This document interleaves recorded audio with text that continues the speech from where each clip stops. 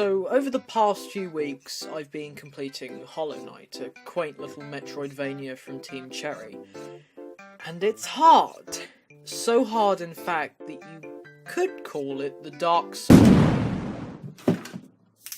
Who said that? Hollow Knight can be incredibly challenging at points, so much so that you just want to crawl up into a ball and question your life choices. But the thing is, most of these deaths are completely fair and justified, and really, at the end of the day, don't hinder your enjoyment in any capacity.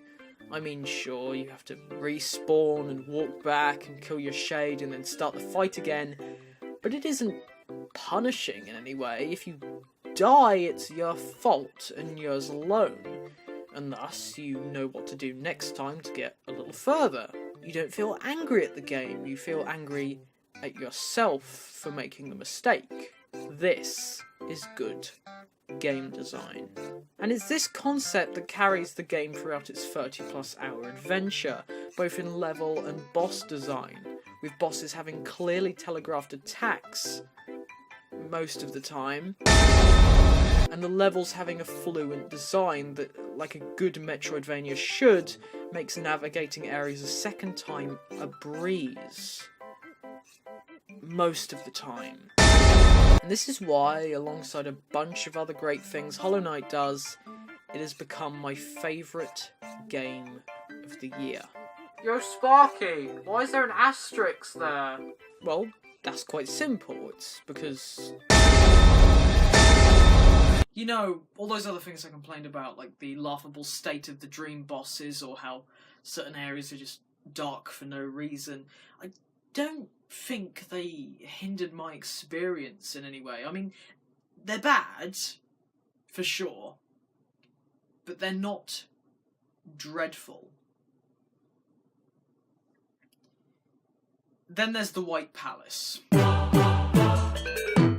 The White Palace is one of the most genuine letdowns I've ever had the displeasure of experiencing in a video game. This was one of the most hyped up areas in the entire game, other than the City of Tears, and in its first few moments, it doesn't really disappoint. I mean, you get to fight a cool new enemy, you get to finally see the royal retainers alive and not, you know, dead. And the visual presentation is intriguing and unlike the rest of Hollow Knight's dark caverns. But then you start playing it, and you realise something. It's just a fucking Super Meat Boy level. Now, I love Super Meat Boy. Really, I do. I was even going to make a video on it a few months ago before, you know, I wanted to piss off Dale a little bit more. Dale! It's a really well-designed experience, and even though I likely will never complete it because I suck, I will still love it all the same. Even though both these games are challenging and both these games are platformers, I would never put these games side by side and compare them to one another.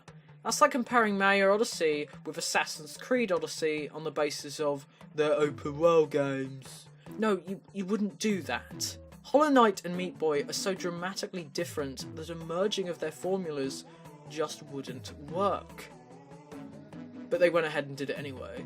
Hollow Knight, despite being a Metroidvania with a minimal focus on platforming, other than to, you know, explore or test a certain ability, for some reason has its second to last major area be a platforming death trap with saws and spikes that can instantly one-shot you.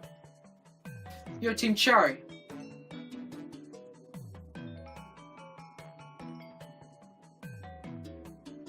Do you understand what pacing is? Up to this point, the most difficult thing I had to do platforming-wise in Hollow Knight was this area here, which is really just a test of your understanding of two very important skills, the nail pogo and the crystal heart. The thing was, though, this area made sense, had a purpose, and wasn't overly long. Good, considering how many times I had to retry it. I could also come back to it with extra skills later on, and it was also, you know, completely optional. The White Palace has no reason to exist, has a minimal purpose for being the way it is, and took me about 3 hours to complete in full. Oh, and you can't go away to get stronger before you have another crack at it, because it is literally just a test of your platforming skill. In a non-platformer kind of, oh, and it's required. Well, nobody's forcing you to beat White Palace. You can finish the game without getting the King Soul. Since you don't want to beat it anyway, just don't do it and your problem is solved. Complaining about the difficulty of an optional challenge doesn't seem very logical to me. Oh, fuck right off. Yes, it is. Just because you can reach the credits without having to go through this death trap doesn't mean it's optional. Of course, you can make the choice to just stop playing because you've already finished the game, but I wouldn't consider that optional. That's optional with 5 billion asterisks next to it. I would be completely fine with this whole section if the rest of the game had platforming in a similar format to this. The actual design of the area is actually quite good in most places, and does have a nice level of pacing within the palace itself.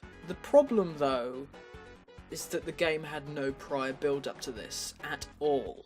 It feels like the designers forgot what game they were making, and then also forgot to check with playtesters for this one section alone.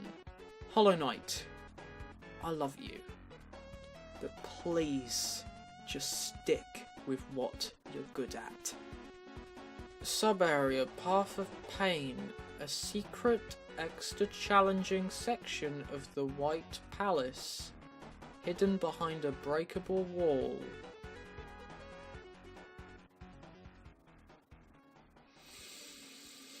Suicide Pact, am I right, fellas?